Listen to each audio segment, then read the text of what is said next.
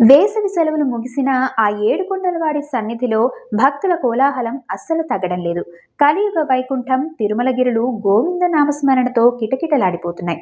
ప్రస్తుతం తిరుమలలో ఉన్న పరిస్థితి ఏమిటంటే, టోకెన్ లేని ఉచిత సర్వదర్శనం భక్తులతో వైకుంఠం కంపార్ట్మెంట్లన్నీ నిండిపోయి ఏకంగా శిలాతోరణం వరకు కిలోమీటర్ల మేర లైన్లలో భక్తులు వేచి ఉన్నారు. ఇప్పుడొచ్చే భక్తులకు స్వామివారి దర్శనం కోసం ఏకంగా 22 నుండి 24 గంటల సుదీర్ఘ సమయం పడుతుంది. అలాగే 300 రూపాయల శీఘ్ర దర్శనానికి 4 నుండి 6 గంటలు, టైమ్ స్లాట్ టోకెన్ ఉన్న వారికి 5 నుండి 8 గంటల సమయం పడుతుంది.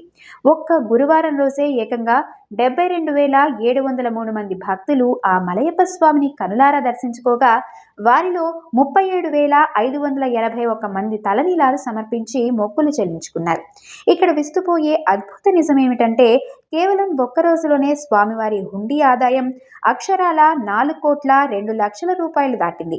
అంతేకాదు, తిరుమల చరిత్రలోనే అరుదుగా ఒకే రోజు 4,34,000 లడ్డూలు అమ్ముడయ్యాయి. 2,42,000 మంది భక్తులు శ్రీవారి అన్నప్రసాదాన్ని స్వీకరించారు.